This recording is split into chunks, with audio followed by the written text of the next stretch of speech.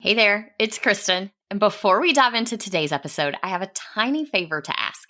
I'm planning some exciting stuff this year for the podcast and my courses, and I would really love your input.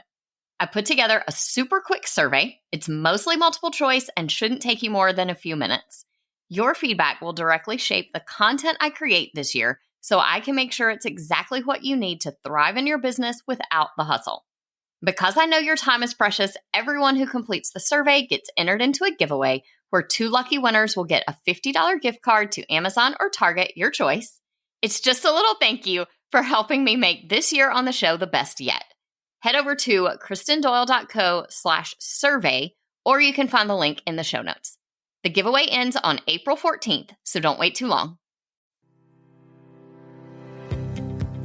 Hey TPT sellers, ready to see growth in your business? You're in the right place. Welcome to the Savvy Teacher Seller. I'm Kristen Doyle, and I'm here to give you no fluff tools and strategies that will really make an impact on your sales. Let's get started, y'all.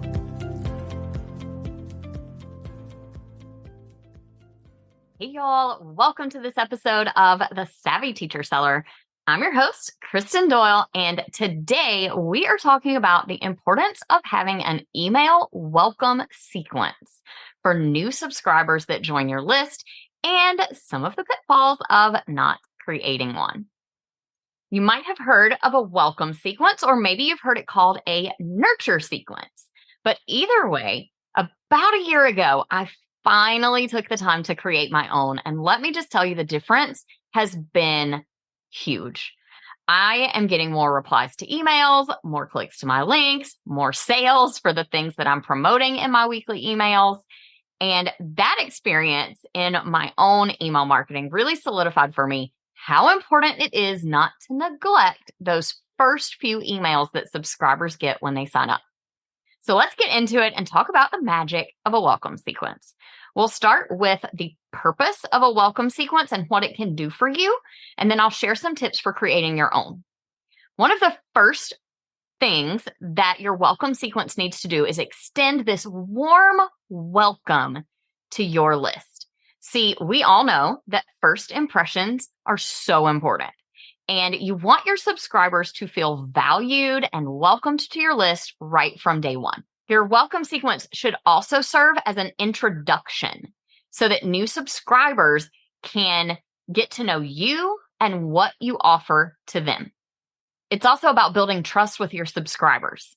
So when someone is brand new to your world and they sign up for your list, they don't know who you are yet. They don't know that they can trust you. And we know that people purchase from people they feel like they know, like, and trust. So when you're creating your welcome sequence, keep in mind it's not just about sending some emails, but about building that foundation of trust, getting people to feel like they know and like you. One more important piece of your welcome sequence is to set expectations for what it's going to be like being on your email list. See, clear expectations lead to happy subscribers. When people get unhappy with our emails, it is often because we're delivering something they didn't expect that they were going to get. So if we get people onto our list with a freebie and the first few emails that they receive are more and more and more free things and we never sell anything, then when we do start selling to them later, they may be disappointed. They may not feel like they're in the right place. And so we want to make sure that we set clear expectations up front about the type of emails you're going to send, the fact that you're going to be promoting products to them in your emails, and how often you're going to send emails as well.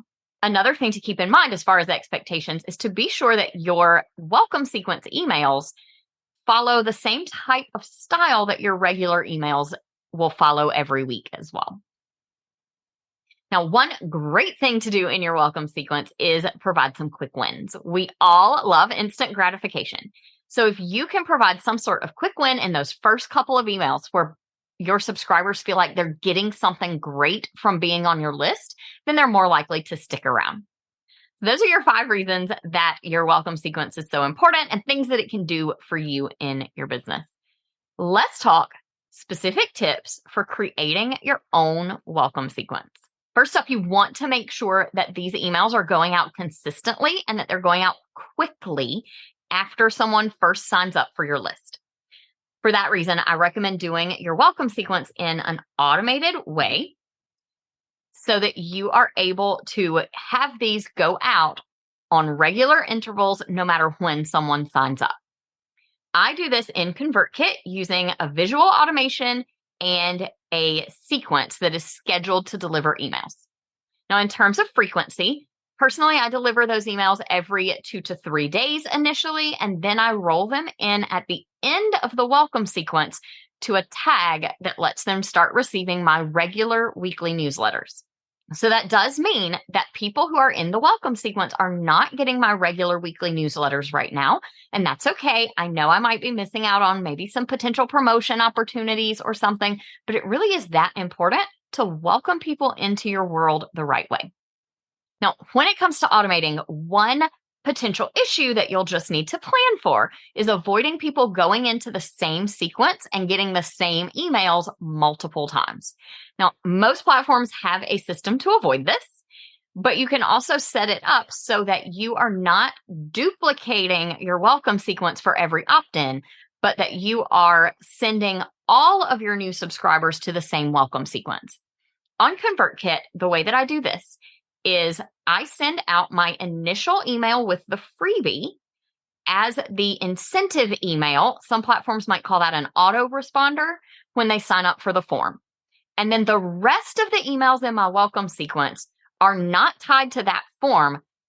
Everyone who signs up on a new form goes into an automation that puts them through the welcome sequence, which is a set of automated emails. And there is a setting in ConvertKit where I can set any sequence to either allow people to go through it multiple times or to only allow them to go through it once. So for this welcome sequence, I have it set so that people only go through the welcome sequence one time. That way, if they sign up for a different freebie later, they might get put into my welcome automation. But what will happen then is ConvertKit will realize they have already gotten this sequence and it will kick them out of that welcome automation, move them to the next step where they just get their weekly emails tagged back and they're in my normal list. You just want to make sure that you have a system in place to make sure subscribers aren't getting multiple instances of the same repetitive welcome emails. Now, it is important, though, to take advantage of personalizing your content and using different segments. So depending on how different your email opt-ins are, you may need different welcome sequences for different categories of products. If you do that, just be careful that you are writing them in a way that they are very different and those emails within those welcome sequences are not the same type of content. You want to make sure that they are unique to that specific product and people don't feel like they've gotten an email that they got a couple of months ago when they signed up for a different freebie. Now, that is an advanced step. So if you are just thinking about creating your first welcome sequence, then I would recommend just creating a generic welcome sequence. And then you can always use it to tag subscribers based on their interests so that you can personalize emails in the future. In your welcome sequence, it's very important to avoid overwhelming people. You want to make sure that you pace yourself with showing them all of your products that you offer, especially as TPT sellers, where unlike some other online businesses, we don't offer 1 or 2 products. We don't have one main course that we promote or a membership or something like that. Most of us have hundreds of products in our TPT store that we're trying to promote. And maybe you also have a course or a membership, but you've got all of these things to promote. So pace yourself. Keep it simple in the welcome sequence and don't throw everything all at them at one time. Think about how you feel when you see a multitude of options and things are just kind of being thrown at you versus when you are guided through a clear path to something. One feels calm and easy to follow. The other feels overwhelming and stressful. So keep that in mind. You can share all of your offers with your subscribers at some point through your weekly emails. But be strategic about what you're putting in your welcome sequence so that you are keeping it very simple and not overwhelming them. Let's talk a little bit about what goes in that welcome sequence. It doesn't have to be a long, extensive sequence. I've heard of people who do 52-week welcome sequences. to welcome people onto their email list, but I personally just don't feel like that's the best choice for our TPT stores. First of all, the content we deliver is so seasonally relevant. We need to be able to send things out on a date-based range. The other reason is, especially if you are doing multiple welcome sequences, you want to make sure that you get people through your welcome sequence fairly quickly and get them onto your regular weekly emails. That way you're able to promote seasonal products to them, let them know about events like TPT site-wide sales or other promotions that you might have going on, and keep everything super timely and relevant. When you write your welcome sequence, it can be as simple as 5 emails. The first email should deliver the freebie that they've opted in for and thank them for signing up. It should encourage them that they're in the right place, that they've made a good step. And like I shared earlier, I use the incentive email in ConvertKit to deliver that freebie. That way I'm not waiting on any automations. There's no time triggers. As soon as they submit the form, it triggers that email to go out. Some of other email platforms might refer to this as an autoresponder. And I know on Flowdesk, the only way to send out an automatic email like this is to create a sequence or an automation. So you may have to create an automation depending on your platform, but in ConvertKit, like I said, I just put this in the incentive email that is attached to the form. Now, emails 2 through 5 should be in your welcome sequence. And I do this, like I said, in ConvertKit in a visual automation that puts them into a sequence and has these spaced out 2 to 3 days apart. Email 2 should share some sort of quick tip that solves a common problem. Keep in mind what freebie they opted into and make it relevant to that. If you can give them a quick win in the second email they get from you, this is a really good way to build some trust and to get them seeing the value in staying on your email list instead of hitting that unsubscribe button. Because here's what happens. The first email someone gets from you is delivering them a freebie that they asked for. They're going to download the freebie. They like the freebie, hopefully. They're not so likely to hit unsubscribe because they wanted that email. Email number 2 is when a lot of new subscribers to your list might go, oh, this is an email list. Let me hit unsubscribe. I don't want to clutter up my inbox, which I think we can probably all relate to. But if you are giving them some sort of a quick win in the second email, then this gives you a chance to hang on to that subscriber and get them initiated into your world so that they know, like, and trust you and stick around to make purchases later. Email number 3 is where you want to introduce yourself, maybe share a personal story about why you created this freebie or why you created your business. You want to introduce them to who you are and how you can help them. And then in email 4, it is time to showcase one of your products. You could pick a bestseller or something that is a fan favorite, something people rave about that gets great reviews. My recommendation for this is to consider a product line so that the first thing you're getting people excited about and interested in is an opportunity to sell more than just one single resource. Maybe it's a bigger bundle or a product line that they might want to use over and over. And then email number 5, this is kind of your closing email for the welcome sequence. After this one, they will head into your regular weekly emails. This is where you can answer some questions. You can show off some of that great feedback about that bestseller, but definitely open the door in that email for your subscribers to reply to you. Maybe you ask them what questions they have about the content that you've shared. Maybe you do something as simple as, hey, how can I help you with your classroom, with whatever they're teaching? Open the door for them to hit reply, to ask you questions, to give you feedback about things, because you really want people within that welcome sequence to start recognizing that you're someone they can talk back and forth to, not just someone who's going to send out email broadcasts that they never connect with. All right, that is it for our email sequence emails, our welcome sequence emails. Hopefully that makes sense and makes it feel a little bit more doable. But if you are thinking, oh my goodness, I don't even have a welcome sequence yet, don't worry, you're not alone. Like I said, I didn't have one for years. So your action step this week is to just start simple. Jot down 3 really important things you want every new subscriber to know about you and your business. Maybe it's your top resource, a little tidbit about your teaching journey, some unique teaching tip that you swear by. Jot those things down. And once you've got that, draft a single welcome email to send after you deliver the freebie. Just want to start.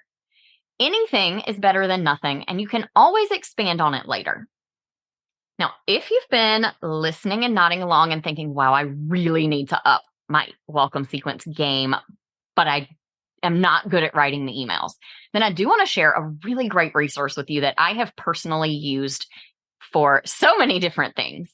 My friend Nicole is the queen of selling without being salesy. You might remember her from episode 53 earlier this year, where she shared copywriting tips for your TPT product descriptions. If you're looking for some swipe copy to help you update or write your email welcome sequence, definitely check out Nicole's Elevate Your Email Copy. Among other things, it includes her plug and play red carpet welcome sequence. And I'll put an affiliate link for that in the show notes. Trust me, it is a game changer. It is the easiest template to follow. It will help you roll out that red carpet, welcome people onto your email list in such an effortless way. It won't feel salesy at all. Her templates are so easy to tweak. And because she doesn't do a lot of marketing in the TPT world, you won't sound like everyone else. Remember, the journey with your email subscribers really does start with that very first email. So make it count, be genuine, and provide value in your welcome sequence. Talk to you soon, friends.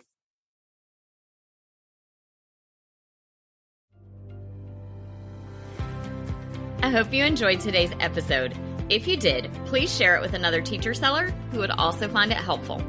For more resources on growing your TPT business, head to kristendoyle.co/TPT. Talk to you soon.